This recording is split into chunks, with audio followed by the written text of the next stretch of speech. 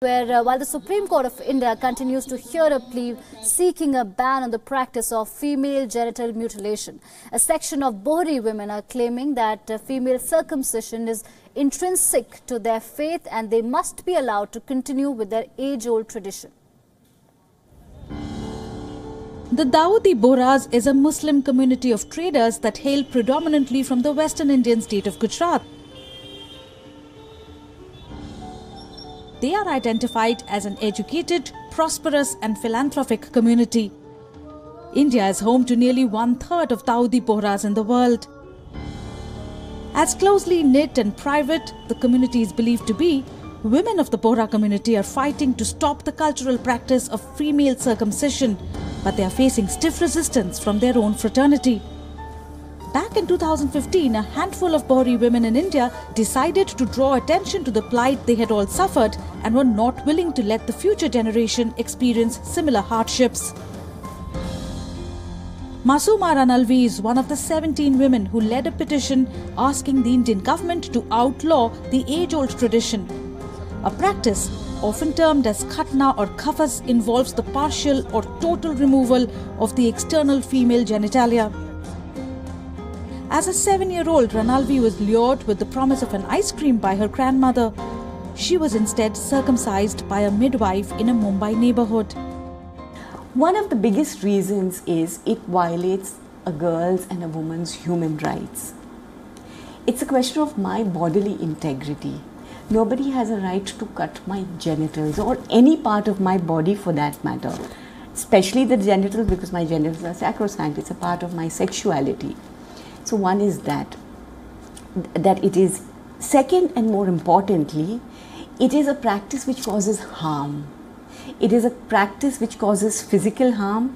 It is a practice which causes deep psychological harm because you're doing it to a child without consent of the child, without the knowledge of a child. And it causes sexual problems.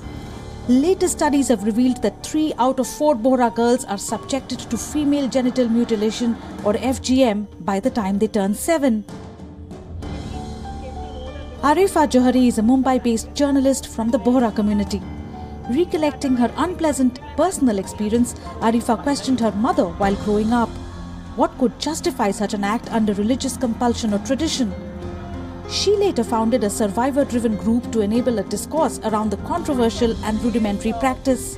Why should anybody's religious freedom impinge on the bodily integrity and basic human rights of another person? In this case, the other person is a child who is not giving any consent and who does not have any way of knowing what happened to her.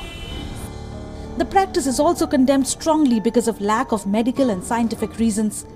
More often done clandestinely by non-medicos, the survivor is at increased risk of post-procedural complications. FGM can affect women's health by 2 factors. One, sexual health and psychological health. Clitoris being a vital organ for sexual arousal, women's sexual practice, excitement and satisfaction get affected. In December 2017, a plea was filed in the Supreme Court of India seeking complete ban on the inhuman practice. A 3-judge bench headed by the Chief Justice has observed that it violates the bodily integrity of a girl child. Meanwhile, a group claiming support of 69,000 Dawoodi Bohra women has approached the Apex Court of India citing religious texts that mention circumcision as a gender-neutral ritual. They say they must be allowed to practice the 1400-year-old ritual.